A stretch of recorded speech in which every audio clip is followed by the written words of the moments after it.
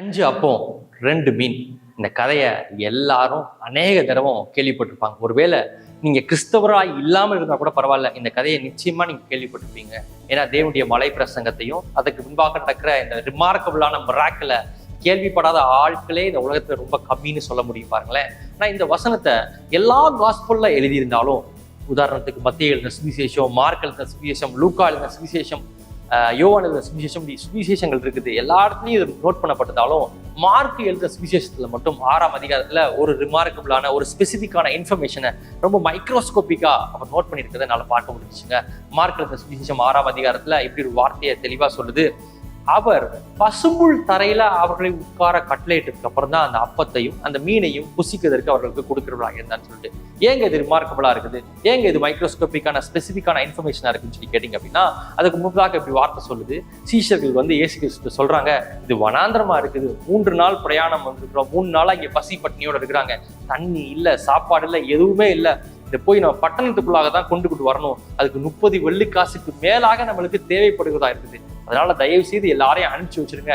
இங்க 5000 பேருக்கு மேல இருக்கிறாங்க, ஆண்கள் மட்டும் 5000 பேர் இருக்காங்க, அவங்க பிள்ளைங்க இருக்கிறாங்க, மனைவிங்க இருக்கிறாங்க, இவ்வளவு பேருக்கு நம்ம போஷிக்கிறதுக்கு ப்ரொவைட் பண்ணுறதுக்கு நம்ம கிட்ட எதுவுமே இல்லை அப்படின்னு சீஷர்கள் சொல்லுகிற பொழுது, ஒருத்தர் இப்படி சொல்றாரு, ஒரு சின்ன பையன் இருக்கிறான், நம்ம கிட்ட 5 அப்பம் இருக்குது, 2 மீன் இருக்குதுன்னு சொல்லிட்டு இயேசு கிறிஸ்து பாக்குறாரு. ஒருவேளை நான் இப்படி யோசிக்கிறேன், அவருக்கு ரொம்ப சந்தோஷமா இருக்கும் பாருங்களேன். ஏன்னா அவர் இயேசு கிறிஸ்து இப்படி ஒரு வார்த்தையை சொல்றாரு, தேவனுடைய ராஜ்யம் சிறு குழந்தைகளுக்கானது. ஏன்னா அது அவர்களுடையதாகவே இருக்கு. தேவனுடைய ராஜ்யம் சிறு குழந்தைகளுடையதா இருக்குது.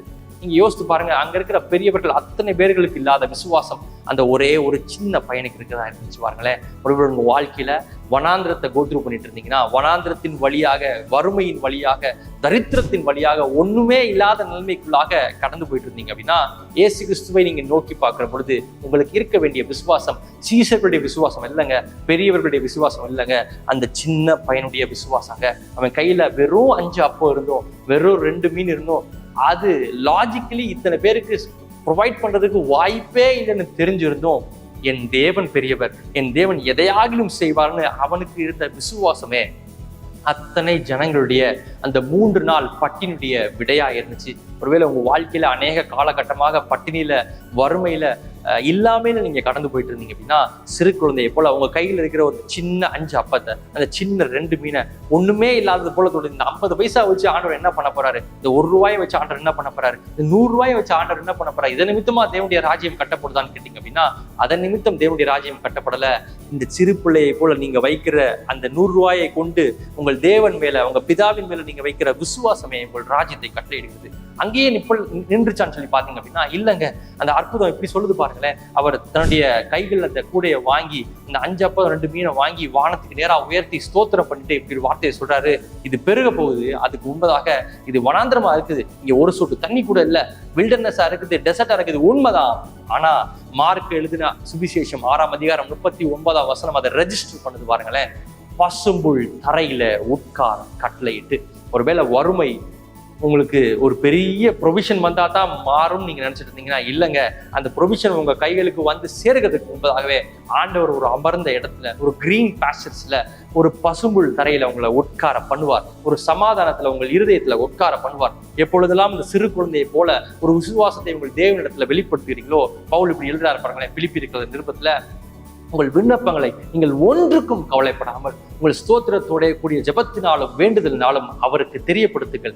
அப்பொழுது ஆசீர்வாதம் அல்ல, அப்பொழுது ஐஸ்வர்யம் அல்ல, அப்பொழுது அற்புதங்கள் அல்ல, எல்லா புத்திக்கும் மேலான தேவ சமாதானம். தமிழ்ல இப்படி போட்டிருக்குது, ஆங்கிலத்தில் இந்த வசனம் இப்படி அழகா போட்டிருக்குது பாருங்களேன். எல்லா புத்திக்கும் மேலான தேவ சமாதானம் இல்லையா, எல்லா புரிந்து கொள்ளுதலுக்கும் மேலான தேவ சமாதானம். அப்படின்னா சிறு குழந்தைக்கு, அந்த சின்ன பையனுக்கு என்ன மாதிரியான தேவ சமாதானம் இருந்துச்சோ, என்ன மாதிரியான சந்தோஷம் இருந்துச்சோ, அந்த 5 அப்பத்தையும் 2 மீனையும் கொடுக்கிற பொழுது அப்படிப்பட்ட ஒரு சமாதானத்தை ஆண்டவர் உங்கள் இருதயத்துல கட்டளையிடுவார்.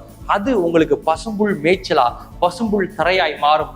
அங்கே அந்த சமாதானத்துல இலைப்பாறுதல நீங்க அமர்கிற பொழுதே உங்கள் கைகள்ல அதே 5 அப்பம், அதே 2 மீன், அதே ஒண்ணுமில்லாது, அதே 100 ரூபா, 1 கோடியா, 100 கோடியா, ஆசீர்வாதமா, செழிப்பா, ஐஸ்வர்யமாய் மாறுவதற்கு அது வகையறை செய்யதா இருக்கும்.